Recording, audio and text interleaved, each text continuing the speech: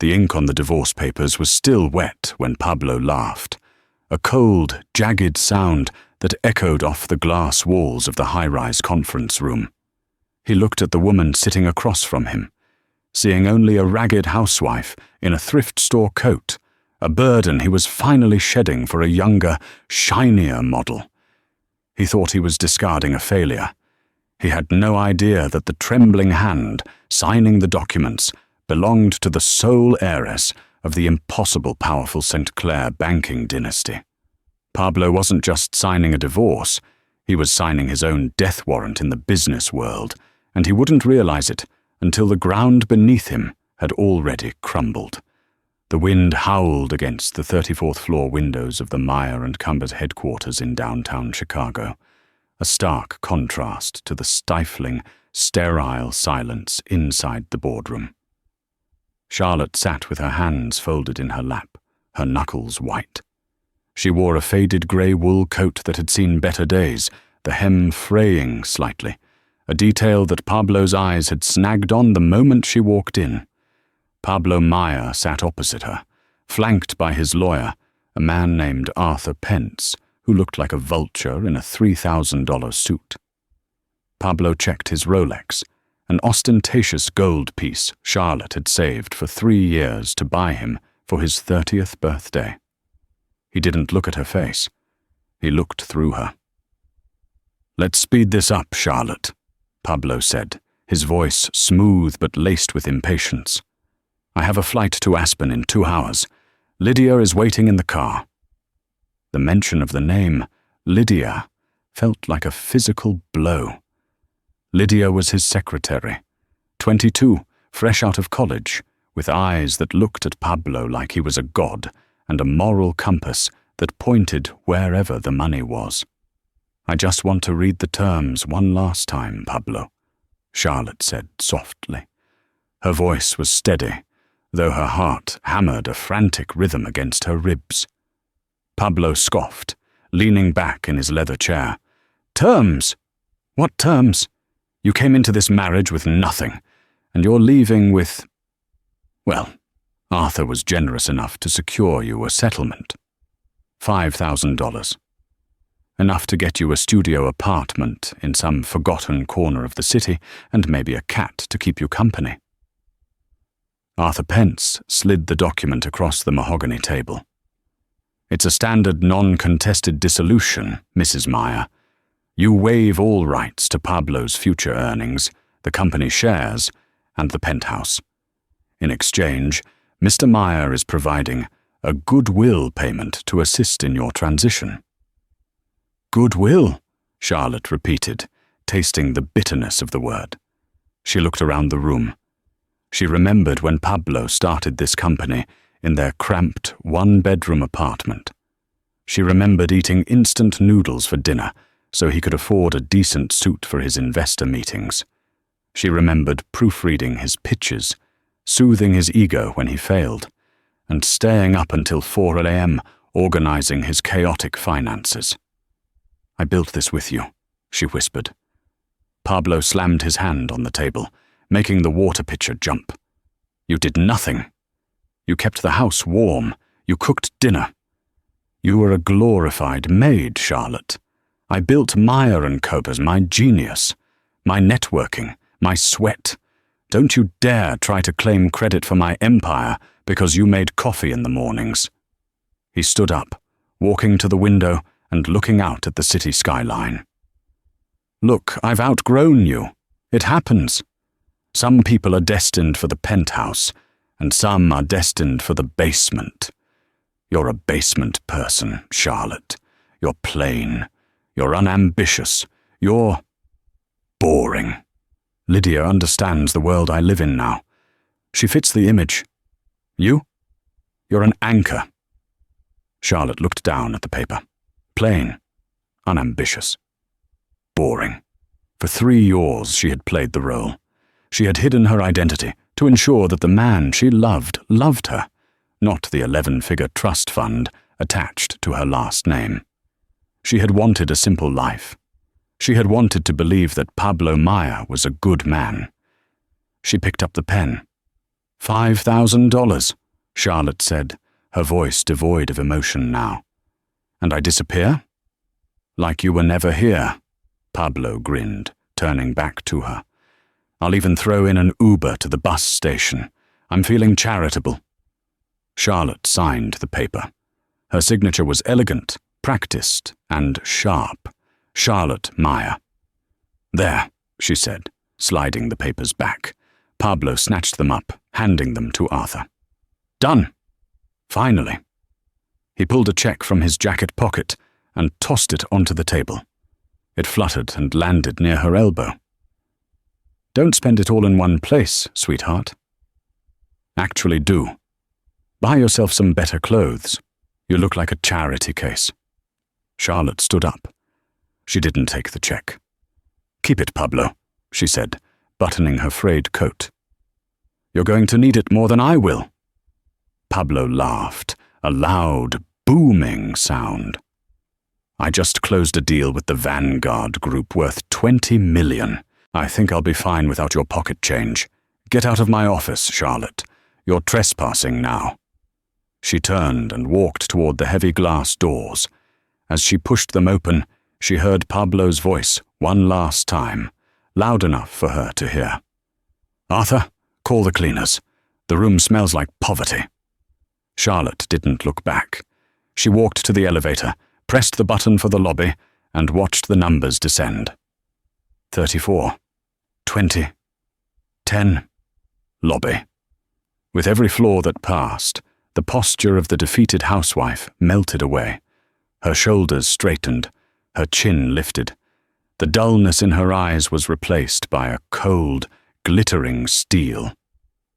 She stepped out of the building and into the biting Chicago wind. Pablo's black SUV was parked at the curb, and she saw the silhouette of a blonde woman in the passenger seat, applying lipstick. Lydia. Charlotte walked past them, not sparing them a glance. She walked half a block down the street to where a sleek, midnight blue Bentley Mulsanne was idling in a no-parking zone. A man in a pristine charcoal suit stood by the rear door.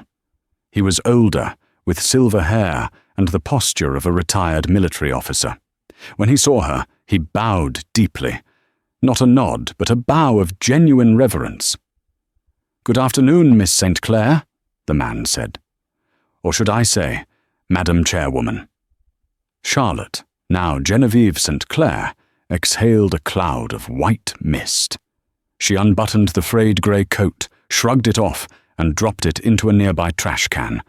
Underneath, she wore a simple black dress, but the cut was impeccable, the fabric silk. "Hugo," she said, her voice crisp and commanding, completely different from the meek whisper she had used in the boardroom. "Take me to the airfield. The jet is fueled." "Waiting for your command, madam. Your father, Lord William, called from Zurich.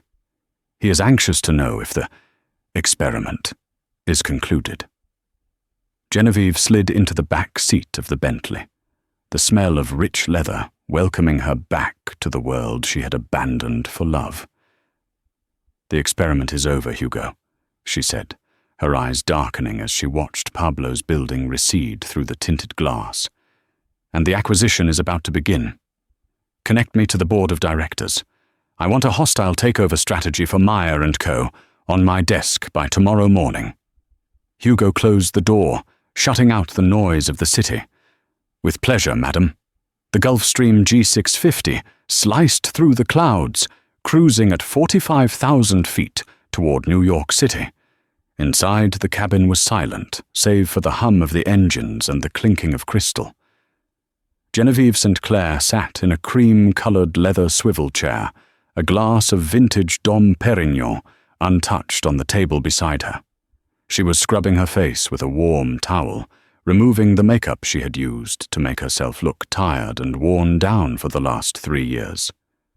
Beneath it, her skin was luminous, her features striking and aristocratic.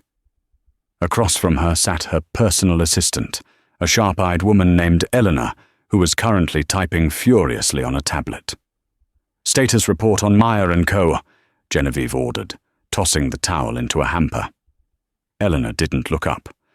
Small to mid-cap logistics firm. Current valuation, approximately $40 million. Heavily leveraged.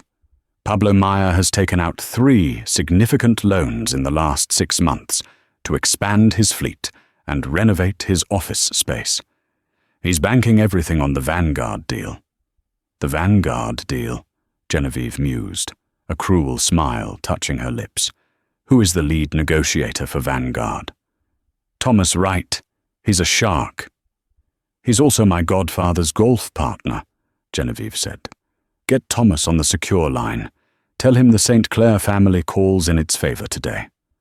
Elena stopped typing. She looked up, her eyes wide. You want to kill the Vanguard deal?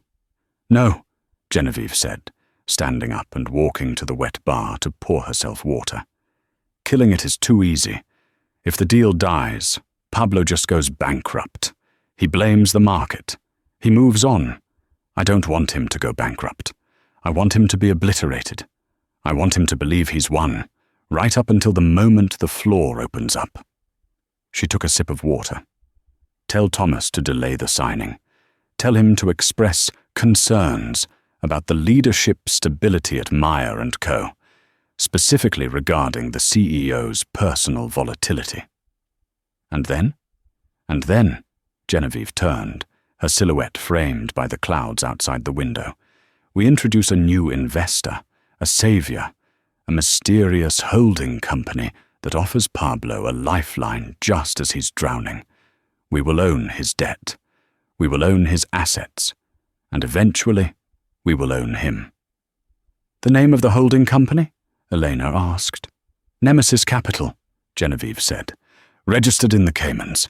Make sure the paperwork is untraceable. The plane began its descent into Teterboro. Genevieve looked down at the sprawling metropolis of New York. This was her kingdom. Her father, William St. Clair, was a ghost in the financial world, a man who controlled shipping lanes, tech startups, and pharmaceutical giants from the shadows. The St. Clair name wasn't on billboards. It was on the deeds of the buildings the billboards were attached to. When she had met Pablo 3 years ago, she had been Charlie, a barista at a coffee shop near his startup incubator. She had fallen for his drive, his passion. She had thought his ambition was noble. She had rebelled against her father's wishes, hiding her identity to find true love. True love, she thought bitterly. $5,000 and an Uber ride. The plane touched down. A convoy of 3 black Escalades was waiting on the tarmac. As Genevieve stepped off the stairs, the wind whipped her hair, but this time she didn't shiver. Welcome back, Genevieve. A deep voice boomed. Standing by the lead car was her brother, Alexander St. Clair. He was tall, impeccably dressed in a navy suit, with the same sharp blue eyes as his sister. He held a tablet under his arm. Father is waiting at the estate in the Hamptons, Alexander said, kissing her on the cheek. He says he told you so. I know he did, Genevieve replied, sliding into the car. I'm ready to listen now. So the husband is history? Alexander asked, as the convoy sped toward the city. Pablo is the past, Genevieve corrected. But I'm not done with him yet. Did you get the invitation? The winter gala at the Metropolitan Museum. Alexander nodded. It's the event of the season. Everyone who is anyone will be there. And Pablo?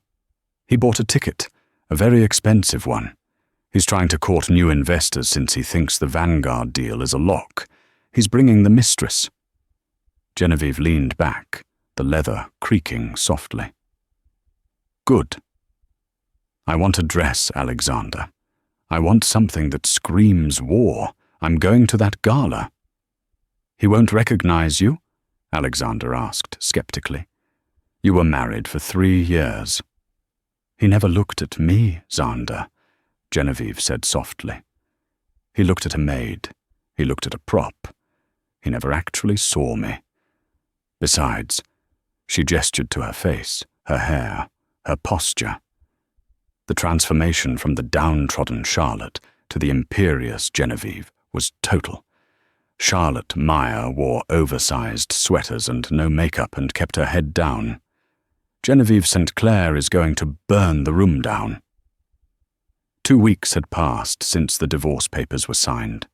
For Pablo Meyer, life was a blur of champagne and validation. He had moved Lydia into the penthouse, his penthouse, now free of Charlotte's clutter of discount paperbacks and knitting supplies. He sat in his office, the same office where he had dismissed his wife, feeling like a king. "Babe," Lydia cooed, walking in with a latte. She was wearing a dress that cost more than Charlotte's entire wardrobe. The real estate agent called. "There's a villa in Lake Como. I think we should look at it for the summer." "Book the flight," Pablo said, not looking up from his computer. "The Vanguard money hits the account next week. We're going to be swimming in cash." The phone on his desk buzzed. It was his secretary, a new girl, since Lydia had been promoted to Director of Communications, a title that required her to do absolutely nothing. "Mr. Meyer, Mr. Wright from Vanguard is on line 1. Pablo grinned. "This is it, the final sign-off." He picked up the receiver. "Thomas, good to hear your voice. I've got the champagne on ice." There was a pause on the other end, a silence that stretched too long. "Pablo," Thomas Wright's voice was clipped, cold. "We have a problem." Pablo's smile faltered. "Problem? What kind of problem? The audit was clean." "It's not the audit. It's the risk assessment.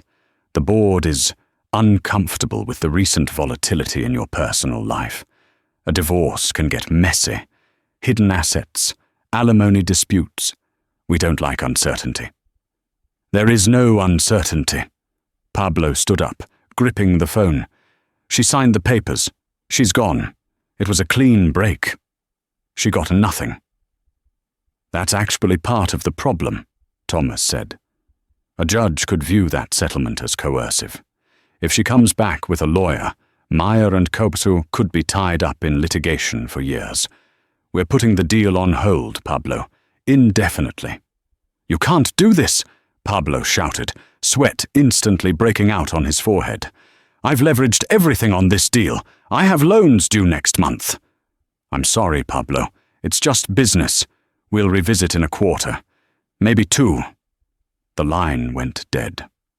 Pablo stood there, the dial tone buzzing in his ear like a wasp. The blood drained from his face. Indefinitely. That meant never. Without the Vanguard capital, the loans he had taken to renovate the office and buy the penthouse would default. He had 30 days of cash flow left. After that, he was insolvent. "Pablo," Lydia asked, sensing the shift in the room.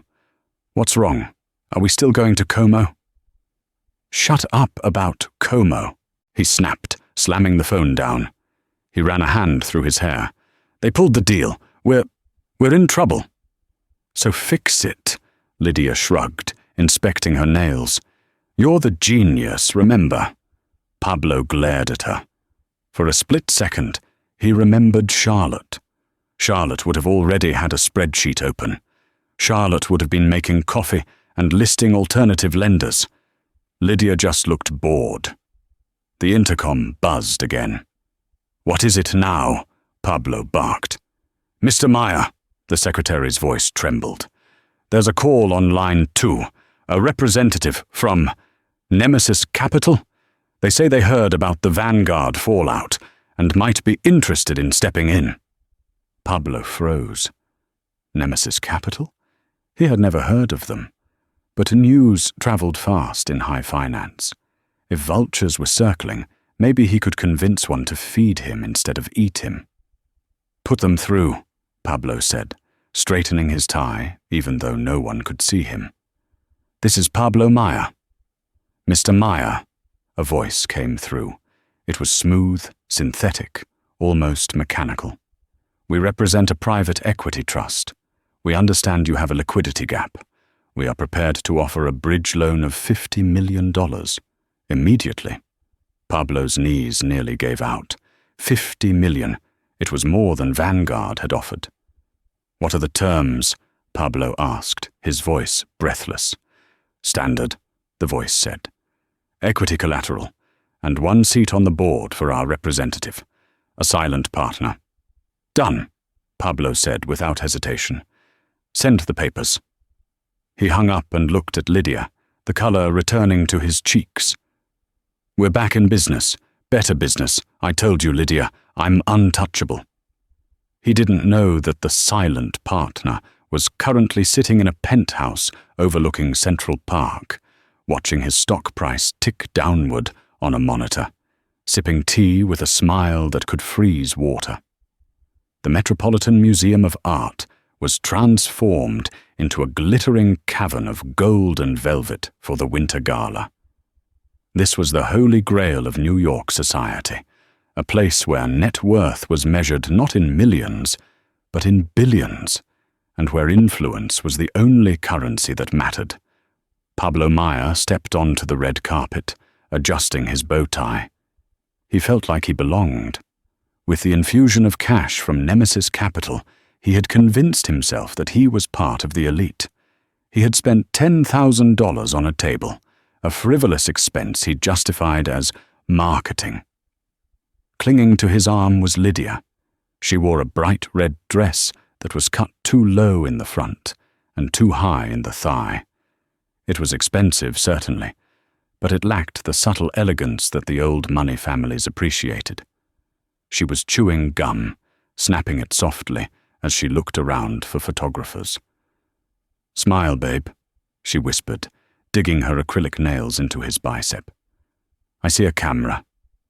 Pablo smiled, but his eyes were darting around the room, scanning for Thomas Wright or any of the other heavy hitters.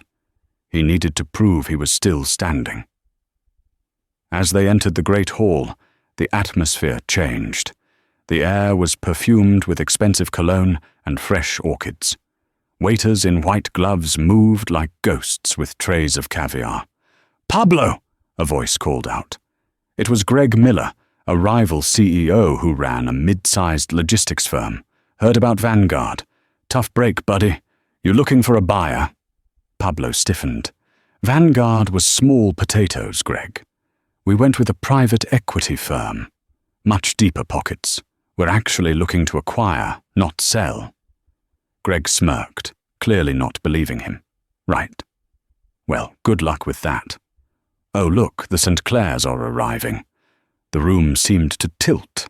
The chatter, which had been a loud roar, dropped to a hushed murmur. Even the orchestra seemed to play softer. At the top of the grand staircase, a group appeared. In the center was William St. Clair, the patriarch, looking like a king in his tuxedo. Flanking him was Alexander, his son. But all eyes were on the woman between them. She wore a gown of midnight blue velvet that hugged her frame like a second skin, cascading down to a train that shimmered with hand-stitched diamonds. Her hair, which Charlotte used to wear in a messy bun held by a pencil, was now a sleek, dark river down her back. Around her neck sat the St. Clair sapphire, a stone so large and rare it had its own security detail. Pablo stared. He blinked, feeling a strange sense of déjà vu, a ghost of a memory scratching at the back of his mind. "Who is that?" Lydia asked, her voice tinged with jealousy. "Her dress is... okay, I guess." "That," Greg Miller whispered reverently, "is Genevieve St. Clair. She's been in Europe for years. They say she's taking over the family empire. She's worth more than this entire room combined." Pablo squinted. The shape of her jaw, the way she held her head. It was eerily familiar. But Charlotte was mousy. Charlotte had rough hands from scrubbing dishes. Charlotte had a small gap in her front teeth. This woman was perfection. She was a goddess carved from ice. "She looks like..." Pablo muttered, the thought dying in his throat before he could finish it. "She looks like Charlotte." But that was impossible. Charlotte was currently in a bus station or a cheap motel, crying over her $5,000. This woman was royalty. As the St. Clair family descended the stairs, the crowd parted like the Red Sea. Everyone wanted a moment. Everyone wanted to be seen near the blue velvet. Pablo, driven by a mix of arrogance and a bizarre curiosity, stepped forward. "I'm going to introduce myself," he told Lydia. "If I can get FaceTime with the St. Clairs, the Vanguard deal won't matter at all." "I'm coming too," Lydia said, smoothing her dress. Pablo pushed through the crowd, ignoring the annoyed looks from socialites he bumped into. He maneuvered himself directly into their path near the champagne fountain. "Lord St. Clair," Pablo announced, extending his hand. "Pablo Meyer, CEO of Meyer & Co." "A pleasure." William St. Clair stopped. He looked at Pablo's hand as if it were a dead fish. He didn't take it. "Meyer," William said, his voice rolling like thunder. "I believe I've heard the name." "I'm sure you have," Pablo beamed, mistaking the recognition for respect. "We're making big moves in Chicago. Actually, I'd love to discuss, and this," Pablo continued, oblivious to the frost in the air, "is my partner, Lydia." Lydia gave a little wave. "Hi." Then Pablo turned his eyes to the woman in blue. Up close, the resemblance was terrifying, but the eyes, Charlotte's eyes, had been warm, brown, and pleading. This woman's eyes were the same color, but they were flat, dead, and utterly terrifying. "And you must be Genevieve," Pablo said, his voice faltering slightly. "You have a familiar face." Genevieve looked at him. She didn't blink, she didn't smile. She took a sip of her champagne, holding the glass by the stem with graceful, manicured fingers. "Do I?" she asked. Her voice was lower than Charlotte's, huskier, refined by elocution lessons. "I suppose I have one of those faces people think they know. But I assure you, Mr. Meyer, we have never met. I would remember a man with such a loud tie." A ripple of laughter went through the small circle of onlookers. Pablo's face flushed red. Lydia bristled. "It's a designer tie," Lydia snapped. Genevieve turned her gaze to Lydia. It was a look of pure, unadulterated pity. "Of course it is, dear. It matches your enthusiasm. We should go," Alexander St. Clair interrupted, stepping between Pablo and his sister. "The board is waiting in the VIP lounge. Excuse us." The St. Clairs swept past. As Genevieve walked by, the scent of her perfume hit Pablo. It was Santal 33 and jasmine. Pablo froze. Charlotte used to wear jasmine oil, just cheap essential oil from the drugstore, but the scent was distinctive. He spun around, watching her retreating figure. "It can't be," he whispered. "What a bitch," Lydia hissed, grabbing a glass of wine. "Who does she think she is?" "She's a St. Clair," Pablo muttered, his mind racing. "She can be whoever she wants." For the rest of the night, Pablo couldn't focus. He watched Genevieve from across the room. He saw powerful men bending the knee to her. He saw her laughing, a cold, polite laugh, with senators and oil tycoons. At one point, he saw her looking at him. Just for a second. She raised her glass in a mock toast, her expression unreadable. Was it a taunt, or was he just paranoid? "Let's go," Pablo said abruptly to Lydia. "I have a bad headache." "But we haven't even had dessert." "We're leaving," Pablo snapped, grabbing her arm a little too roughly. He needed to get out of there. He needed to check the files. He needed to be sure that Charlotte was really gone. The weeks following the gala were a descent into chaos for Meyer and Curse, though Pablo couldn't quite see the bottom yet. The new partners from Nemesis Capital were active, aggressively active.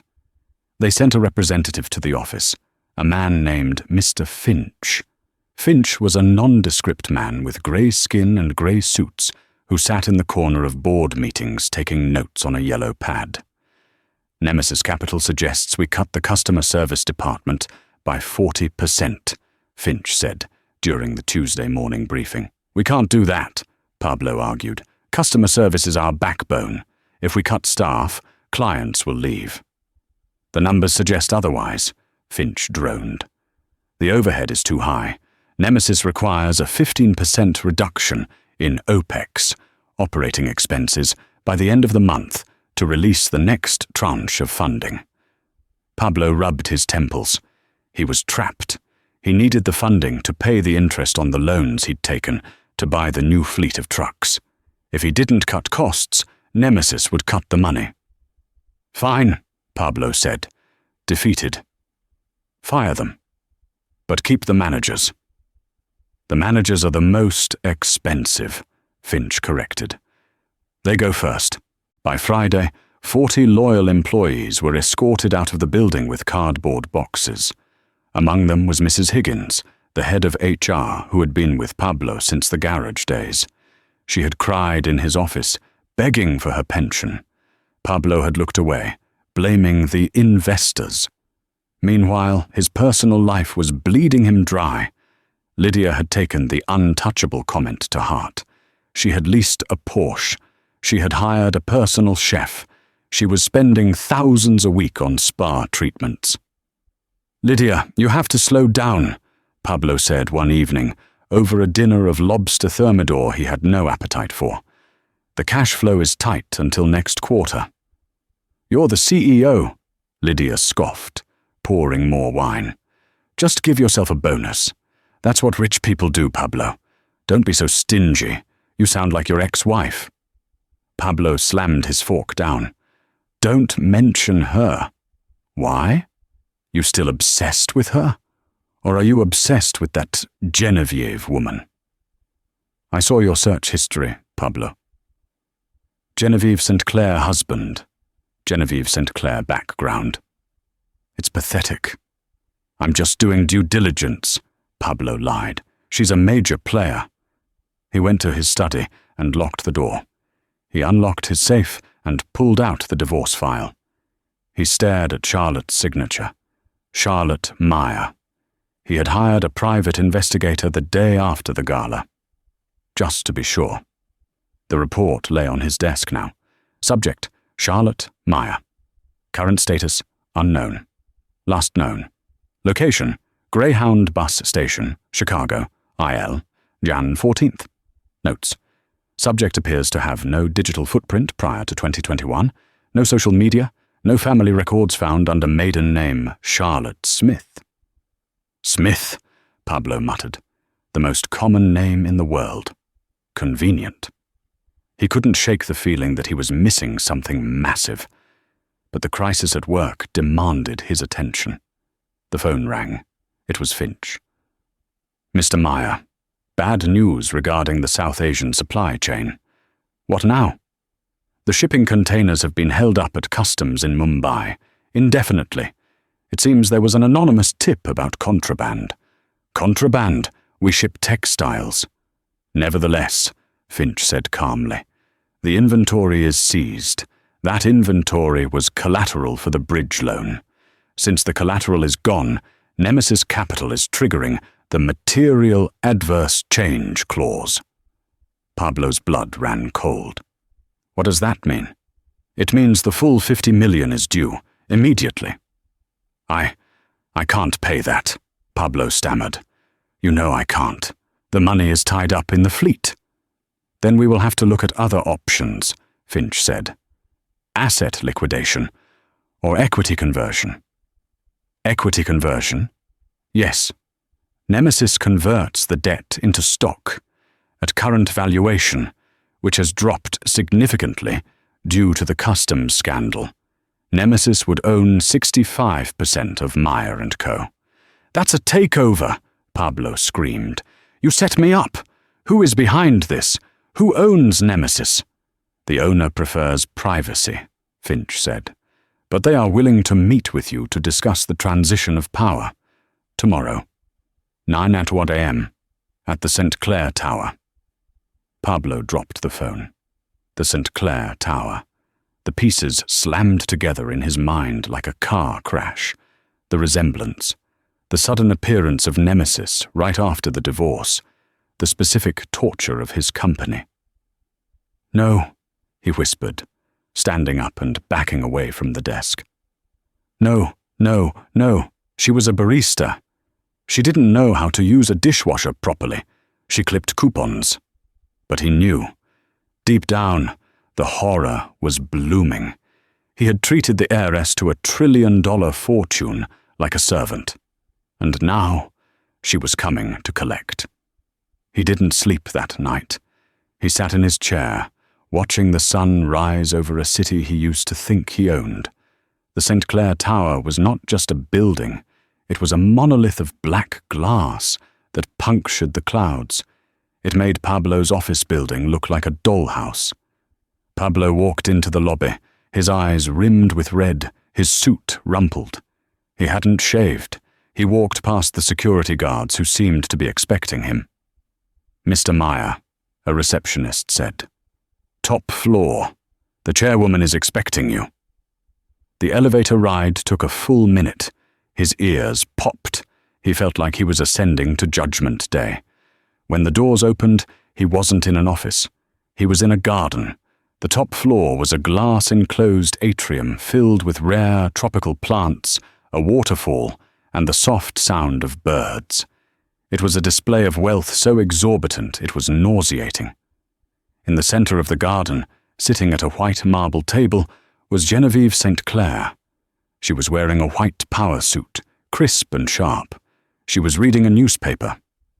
Standing behind her was Hugo, the silver-haired bodyguard, and Arthur Pence, Pablo's own lawyer. Pablo stopped. "Arthur?" Arthur Pence shrugged, not looking apologetic.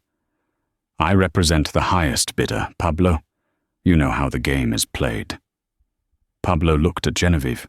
She slowly folded the newspaper and placed it on the table. She looked up. There was no more pretense, no more hiding. The eyes were the same. The face was the same. "Hello, Pablo," she said. The voice was Charlotte's, stripped of the meekness, filled with the steel of a St. Clair. "Charlotte?" Pablo choked out. "Genevieve," she corrected. Charlotte was a role, a character study. I wanted to see if a man could love me for me, not for the bank account. She stood up, walking slowly toward him. "You failed the audition, Pablo. Spectacularly." "But 3 years," Pablo stammered. "You cooked, you cleaned, you... Why?" "Because I loved you," she said simply. The admission hung in the air, heavy and sad. "I really did. I was willing to give up all of this." She gestured to the skyline. "For a life with you. I wanted a family. I wanted a partner. But you didn't want a partner. You wanted a fan. You wanted someone to look down on, to make yourself feel tall." I didn't know," Pablo pleaded. He took a step forward. "Charlotte, Genevieve, if I had known—" "That's the point," she snapped, her voice cracking like a whip. "If you had known, you would have been perfect. You would have kissed the ground I walked on. But you would have been kissing the money, not me. I needed to know who you were when no one was watching. And I found out. You're a bully, you're a narcissist, and you're a mediocre businessman." Pablo flinched. "Mediocre? I built Meyer & Co." "You built it on my back," Genevieve yelled, her composure finally breaking. "I did the books. I streamlined the logistics. I negotiated the early contracts while you were out playing golf. And when you outgrew me, you tossed me aside like garbage with $5,000. She walked back to the table and picked up a document. "This is the transfer of ownership," she said, her voice returning to ice. "Nemesis Capital now owns 70% of Meyer & Co. We are calling a shareholder vote to remove the CEO for gross incompetence." "You can't do that," Pablo whispered. "It's my company." "Not anymore. You signed the loan agreement. You didn't read the fine print, did you? You were too busy staring at your reflection? She tossed the document at his feet. However, Genevieve said, sitting back down, I am not cruel. Not like you. I will offer you a choice. Pablo looked up, a glimmer of hope in his eyes. A choice? Option A. You fight this. I will bury you in legal fees. I will expose your creative accounting to the IRS. Yes, I know about the offshore accounts, Pablo. I did your books, remember? You will go to prison. Pablo swallowed hard. Option B. You resign. Today. You sign over your remaining shares to me for the sum of... She paused, a cruel smile playing on her lips. $5,000. Pablo stared at her. 5,000? It's enough to get a studio apartment and maybe a cat, she quoted him verbatim. I'm being charitable. And Lydia? Pablo asked weakly. Oh, Lydia? Genevieve laughed softly. Hugo, bring her in. Hugo tapped his earpiece. The elevator doors opened. Lydia walked in, but she wasn't looking at Pablo. She was looking at Genevieve. Did you get it? Lydia asked Genevieve. Pablo turned to Lydia, confused. Lydia, what's going on? Lydia walked past Pablo and stood next to Genevieve. I got the files, Miss St. Clair. Every password, every bank account number he hid. Pablo felt the room spin. You're working for her? Lydia has been on the St. Clair payroll for 6 months, Genevieve revealed. I needed someone to help you spend your money.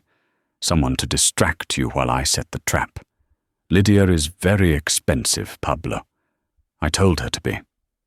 It was just a job, Pablo, Lydia said, popping her gum. Nothing personal. But seriously, you snore. Pablo fell to his knees. It wasn't a figure of speech. His legs actually gave out. He looked at the 3 people standing over him. The lawyer he trusted, the mistress he flaunted, and the wife he betrayed. I have nothing, he whispered. You have $5,000, Genevieve corrected. She pulled a check from her pocket, the same check he had thrown at her in the conference room. She had kept it. She let it flutter down to the floor next to him. Sign the resignation, Pablo, Genevieve commanded, and then get out of my building. You're trespassing. Pablo's hand shook as he picked up the pen Arthur offered him. He signed his life away. Done, Arthur said, snatching the papers. Get him out of here, Genevieve said, turning her back on him to look at the waterfall. The room smells like poverty. Hugo grabbed Pablo by the arm and hauled him up. Pablo didn't fight. He was a shell. He was dragged to the elevator, the doors closing on the image of Genevieve St. Clair standing in her garden, a queen victorious. 1 year later. The Chicago winter had arrived with a vengeance, turning the city into a landscape of grey slush and biting wind. It was the kind of cold that didn't just sit on the skin. It burrowed into the bone, a relentless ache that no amount of shivering could shake off.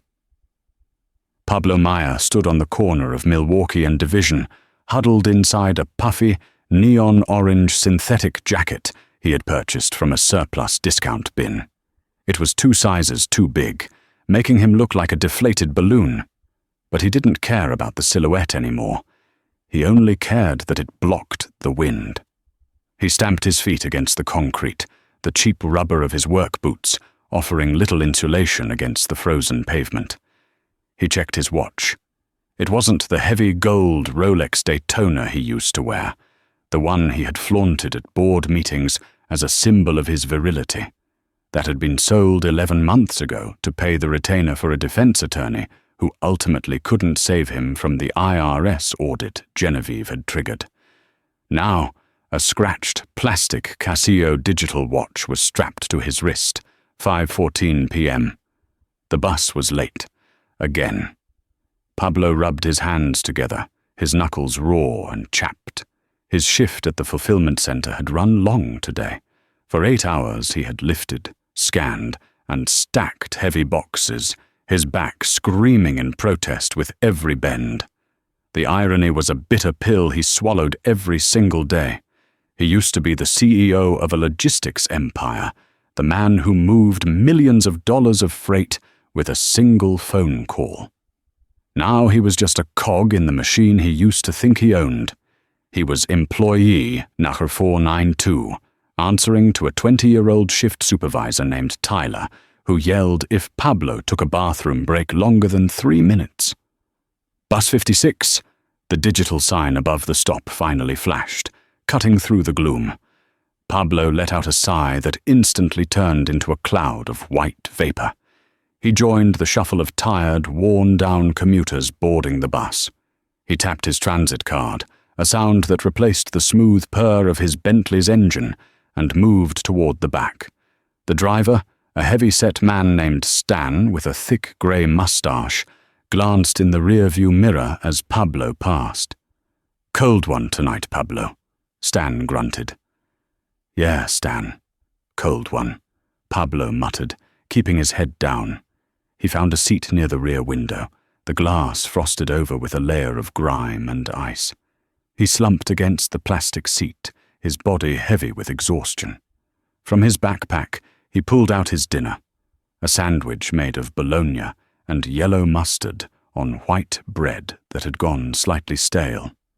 He took a bite, chewing mechanically. He remembered the taste of the lobster thermidor he had barely touched the night Lydia had demanded they go to Lake Como.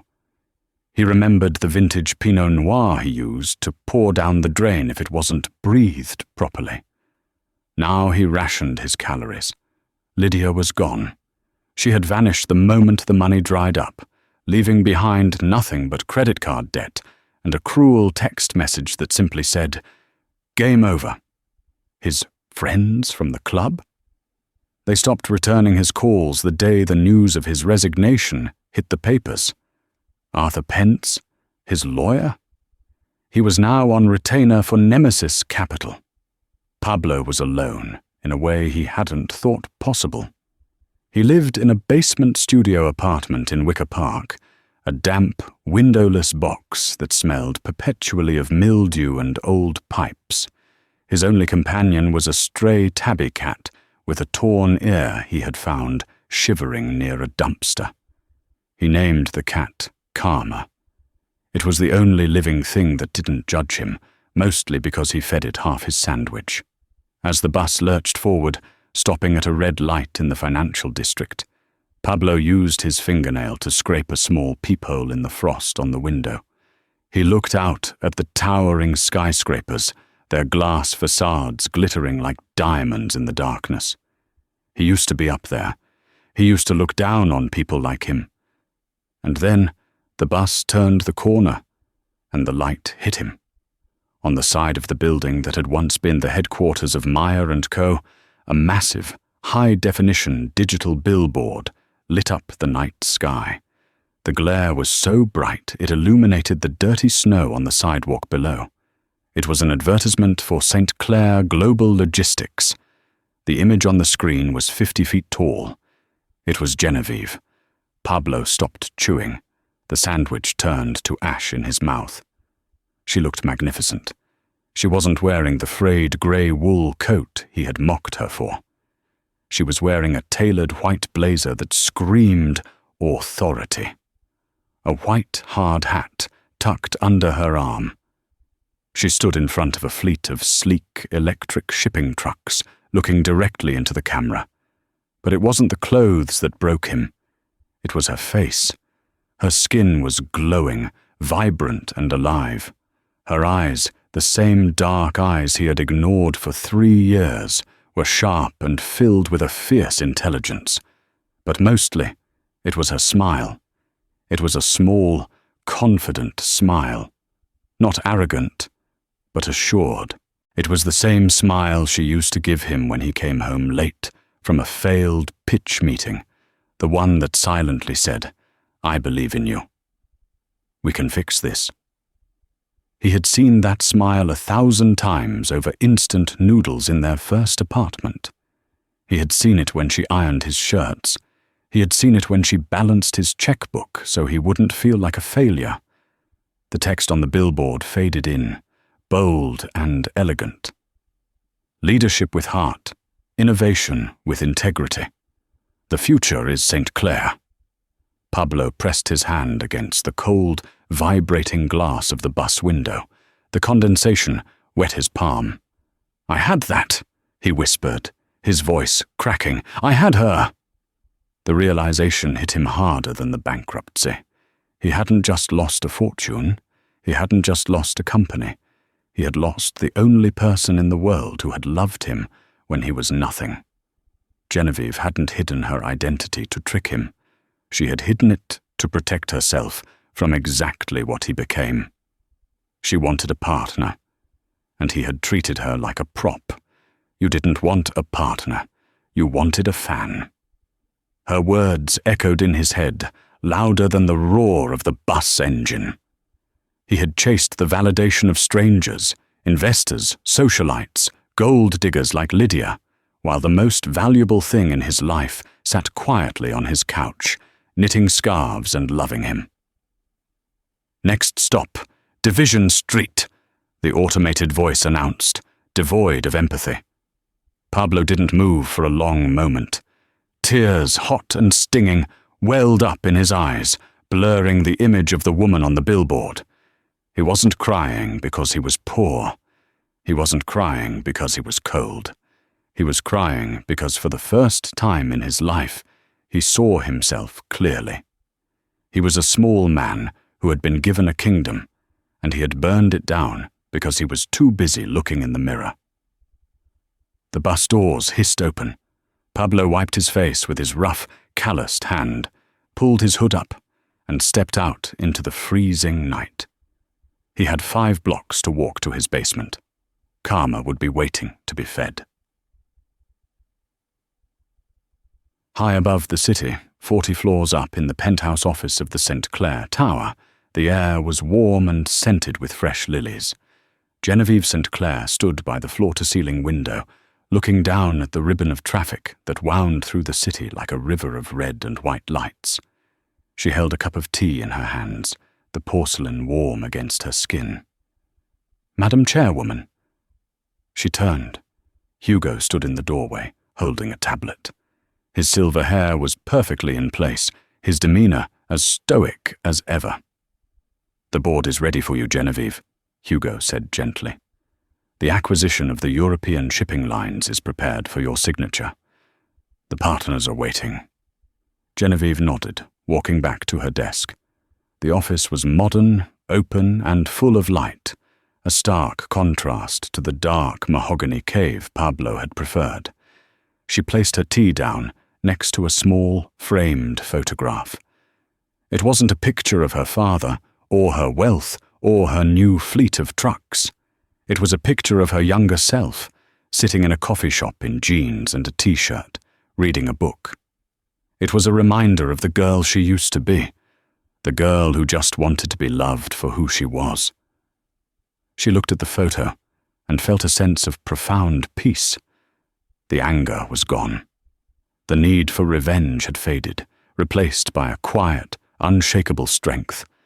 Pablo Maya was no longer a wound. He was just a lesson, a scar that had healed over, leaving the skin tougher than before. "Let's go, Hugo," Genevieve said, her voice strong and clear, resonating through the room. "We have an empire to run." She picked up her pen and walked out of the office, leaving the lights of the city glittering below her like a sea of stars, shining for the woman who had walked through the fire and come out made of gold. And that is the tragic, yet satisfying end of Pablo Maya. He spent his life chasing status, only to realize too late that the most valuable thing he ever possessed was the woman sitting across from him at the dinner table.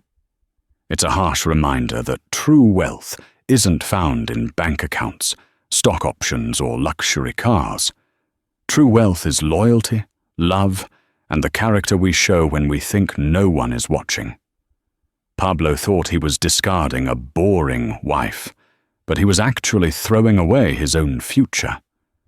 What do you think? Did Pablo deserve his fate, or was the punishment too harsh? And would you have forgiven him if you were Genevieve? Let me know your thoughts in the comments below. I read every single one.